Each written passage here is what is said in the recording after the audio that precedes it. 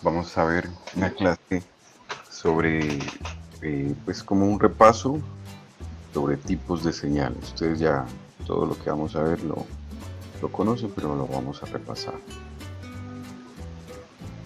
Inicialmente, pues existen este tipo de señales, ¿no? Las estáticas son las que tienen una amplitud que pues, suele ser constante y las dinámicas que pueden variar a través del tiempo. Entonces, dentro de las dinámicas existen las determinísticas, que son las que pueden representarse a través de una ecuación matemática y que poseen un periodo constante. Las no determinísticas pueden representarse también con una expresión matemática, pero más orientada hacia lo probabilístico. Esto, dentro del análisis podemos encontrar varios valores que se encuentran, ¿no? El voltaje pico, el voltaje eficaz, el valor promedio, bueno, hay varios parámetros que se tienen en cuenta. Esto se puede asumir esos dos tipos de circuitos como generadores de señales, ¿no? El primero, generador de señal de voltaje o de tensión, y el segundo como generador de corriente, que a la larga es lo mismo, ¿no? Esto podemos ver una señal en, eh, con su amplitud, su variación en el tiempo.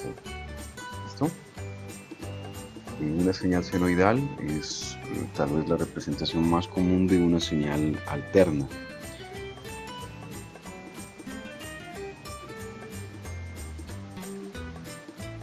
El periodo, la frecuencia lineal, la frecuencia angular, y también se le puede calcular el valor RMS, un valor eficaz, también si está levantada con respecto al eje X, se le puede calcular también un offset, un voltaje positivo o también puede ser negativo. Señal que es muy utilizada en los sistemas de comunicaciones digitales, la señal cuadrada. También de igual forma tiene un periodo, tiene una amplitud, puede tener también una frecuencia.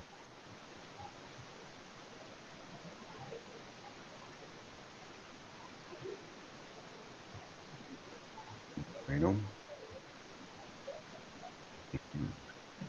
también podemos ver una señal representada de acuerdo a la frecuencia. Esto que se alcanza a ver muy poquito, ¿no?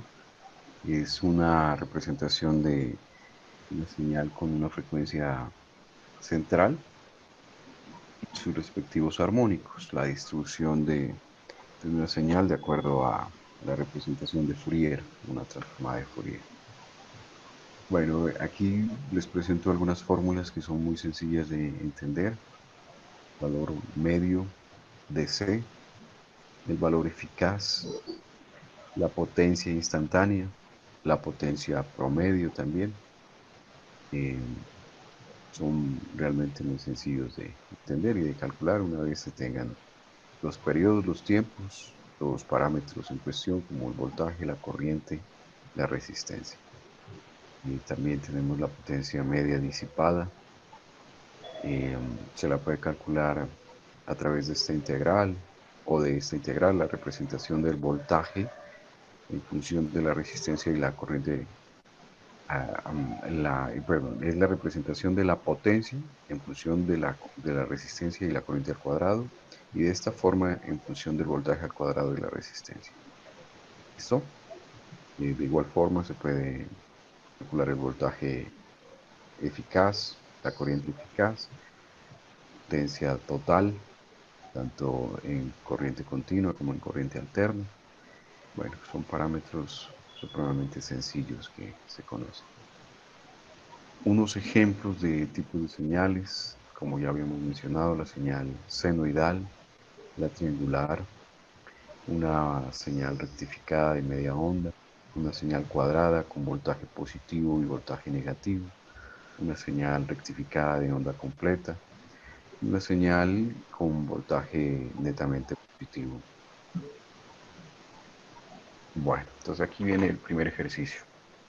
Tienen que, en esta presentación que también les voy a compartir, hay una serie de actividades y ejercicios, entonces quiero que las vayan resolviendo en el grupo de trabajo. Entonces quiero que calculen el valor eficaz y la potencia total disipada una vez se tengan estos valores que se presentan aquí. Bueno, vienen después.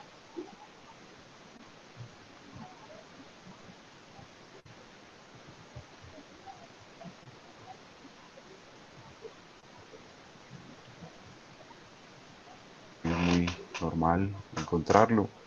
Las funciones periódicas. La función periódica es aquella que se repite con iguales parámetros, tanto amplitud como frecuencia, al cabo de un periodo de tiempo. Está muy claro la definición, f de t es igual a f de t más t mayúscula, donde esta t mayúscula es el periodo.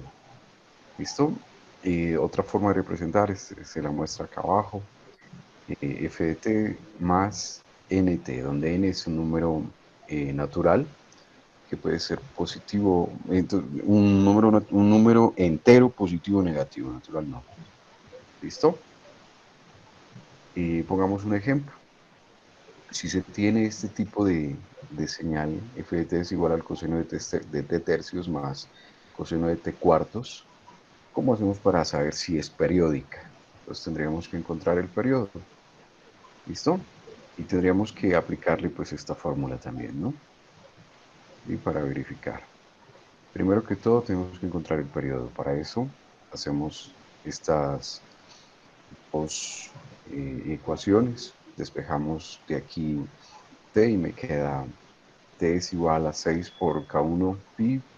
Tiene que ser igual a 8 por k2 pi. La única manera de que esto se cumpla es que k1 valga 4 y k2 valga 3. De esta manera obtenemos un periodo de 24 pi. Esta señal es periódica.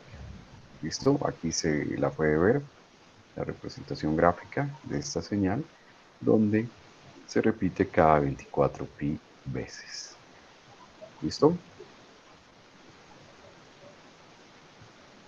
Y forma de representar una función periódica puede ser de esta manera, ¿no?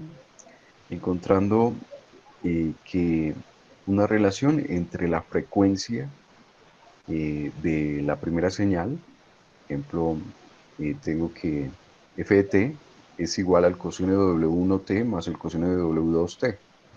Teóricamente, porque uno cree que son cosenos, es periódica, pero debe cumplir siempre una razón. Y resulta que hacemos la misma igualación y resulta que la relación entre W1, la frecuencia angular 1 de la primera señal, con respecto a la eh, frecuencia angular de la segunda señal es igual a m sobre n, donde m eh, es un número entero, positivo o negativo, y n de igual manera. Entonces, esta relación debe ser un número racional. ¿Qué significa que sea racional? Que se pueda expresar en forma de un número fraccionario. ¿Listo? Y, en este ejemplo, si tomamos, por ejemplo, coseno de 3t más coseno de pi más 3t, donde este 3 sería W1 y pi más 3 sería W2, aparentemente, eh, sin hacerle ningún análisis, puede ser que sea periódica, pero resulta que no. ¿Por qué? Porque al dividir 3 entre 3 más pi, resulta que es un número irracional por este pi de aquí. Y eso nos da pie que tengamos la evidencia, la certeza de que no es periódica esta señal. ¿Listo? Y ustedes se pueden dar cuenta, no tiene ningún periodo definido. Entonces, otra actividad, quiero que encuentren el periodo de estas señales. Es muy sencillo, ustedes ya saben cómo hacerlo. Si está en función cuadrática, tienen que buscar la identidad trigonométrica para poder expresarlo en función de ángulo doble o ángulo o suma de dos ángulos. Bueno, de igual forma si está aquí en forma de radical para esa identidad trigonométrica. Bueno, continuando, vamos al tema importante, que es la introducción a las series de Fourier. ¿Listo? Entonces, resulta que Fourier trató de modelar este tipo de series para estudios de conducción de calor.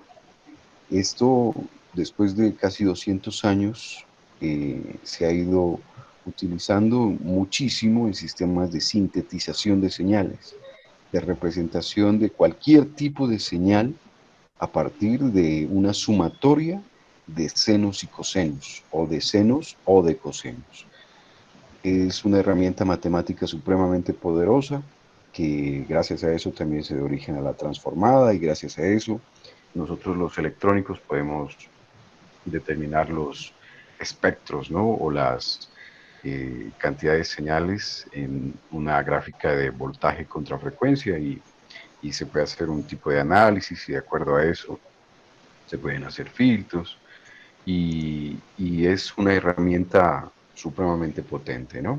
Entonces, al final les voy a dejar una tarea, que esta sí la tienen que enviar. Estas tareas que les estoy entregando también, pero no son como tan complejas, no, aunque tampoco va a ser complejo. Eh, una serie de Fourier es la representación, como les decía, a partir de eh, sumatorias de cosenos por unas constantes, sumatorias de senos también por otras constantes, más un componente de C, que a veces suele ser cero, a veces suele ser negativo, eh, para representar cualquier tipo de señal. ¿Listo? Aquí se puede tener en cuenta que el W sub 0 es igual a 2pi sobre el periodo. Esta formulita que está en este recuadro como naranja es la forma trigonométrica de una representación de una serie de Fourier. ¿Listo?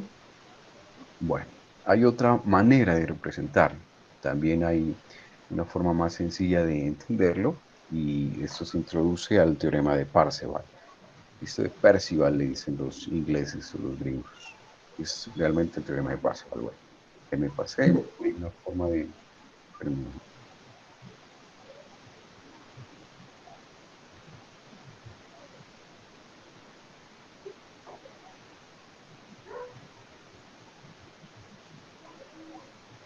Bueno, sigamos. Esta es otra forma de representar la serie de Fourier, donde podría yo factorizar este radical y poder modificar los coeficientes que acompañan a la, a la suma, a la sumatoria de cosenos y de senos. Una forma de representarlo más sencillo es a través de un triángulo, donde C vendría a ser la hipotenusa y el ángulo, el teta sub n, es el arco tangente de esta B sobre esta A sub n. Es una forma de representarlo de otra manera. ¿Listo? Es de esta forma, donde se debe encontrar el C sub 0. El C sub 0 normalmente es A sub 0 medios, más el coeficiente n, que vendría a ser este radical que habíamos visto anteriormente, por el coseno de nw sub 0t menos teta sub n, donde teta sub n es el arco tangente entre el cateto opuesto sobre el cateto adyacente.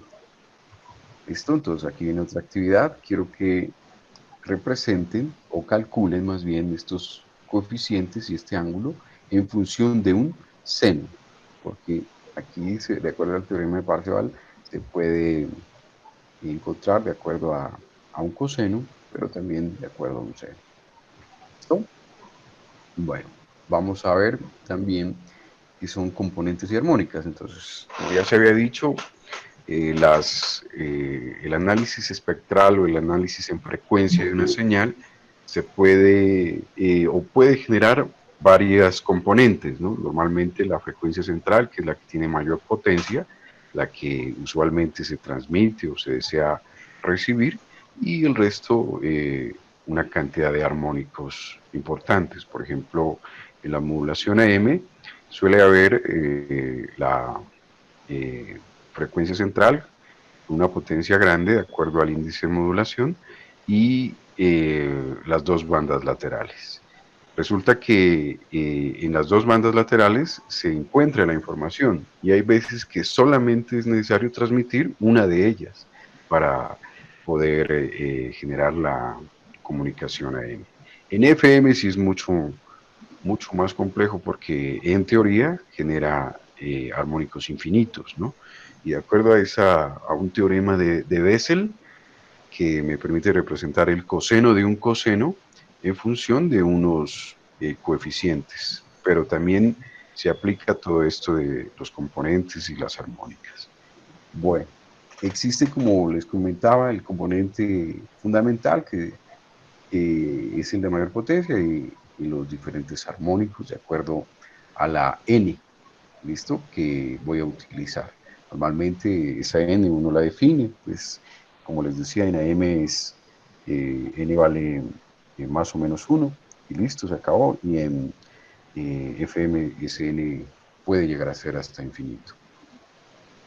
Bueno, también se debe tener en cuenta que existen componentes de corriente directa, ¿no?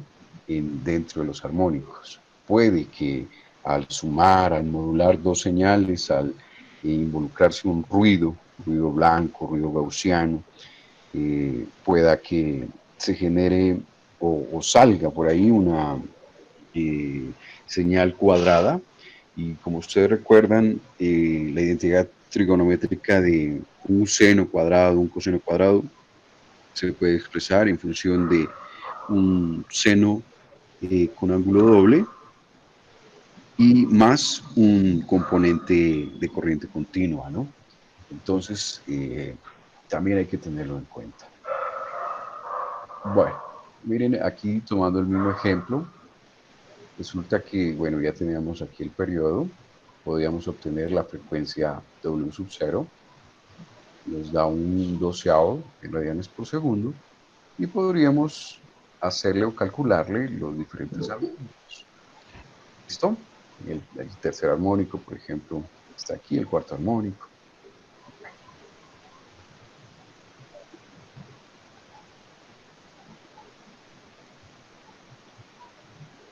Bueno, siguiendo, aquí en este ejemplo, si yo tengo este tipo de señal, es la misma anterior, más un 1, se evidencia con respecto a el ejemplo anterior, de la diapositiva anterior, que está subido un 1. Si ustedes se dan cuenta, esta está en ceros y esta está en 1. Pueda que resulte también que una modulación, una señal, que tengamos que filtrarla, pero que necesariamente aparezca un 1. Tocaría hacerle una especie de restador o ponerle un offset negativo para quitar esta señal. Bueno, aquí está otra actividad, encontrar las armónicas y el componente de corriente directa para estas dos, para un seno cuadrado, como les decía, pues es muy sencillo, y coseno cuadrado, de acuerdo a esa identidad trigonométrica. ¿Listo? Bueno, aquí viene algo bien importante. ¿Cómo se calculan los coeficientes de la serie de Fourier?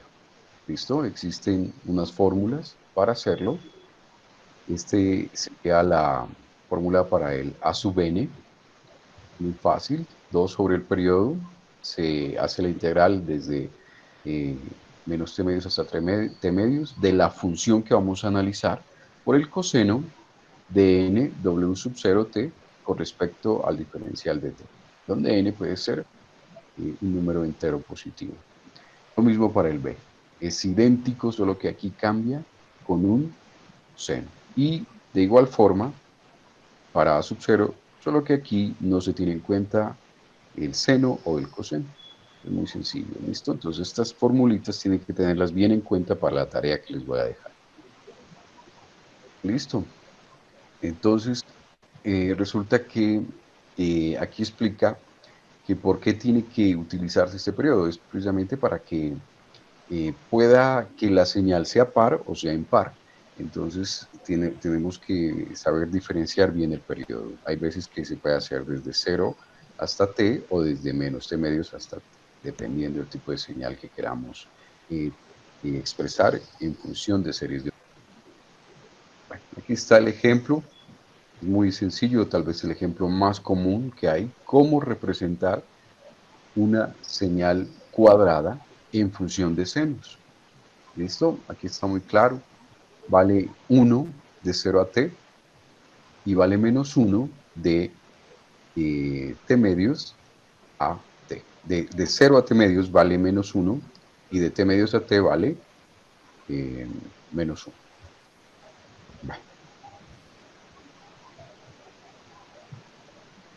Bueno, aquí están ya calculados los coeficientes. Aquí está cómo se calcula el A sub n. Resulta que para este ejemplo el A sub n me dio 0. ¿Por qué? Porque el, al hacer la evaluación de estas integrales, resulta que me dan idénticas, se anulan y queda 0. Para el A sub 0 también, ¿listo? Me dan idénticas, al evaluarlas queda 0. Y para el B sub n, si da una señal que no es 0, ¿no? 2 sobre n pi, entre corchetes 1 menos 1 a la n, para n diferente de 0. ¿Listo? Esto lo que hace es que, por ejemplo, cuando n sea un número par, ¿sí? ¿Esto cuánto nos va a dar? Siempre nos va a dar 0, entonces el b sub n solamente serviría, o existiría más bien, para n's que sean números impares. ¿Listo? Porque este menos, con el menos que quedarían 2, me quedaría 4 sobre npi. Y listo. Esta sería la respuesta de la serie de Fourier.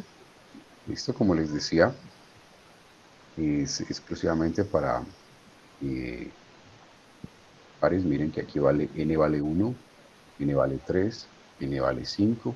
Y estos coeficientes pues, son el resultado del b sub n. ¿Listo? De aquí se puede calcular, factorizar el 4 sobre pi. Bueno, listo.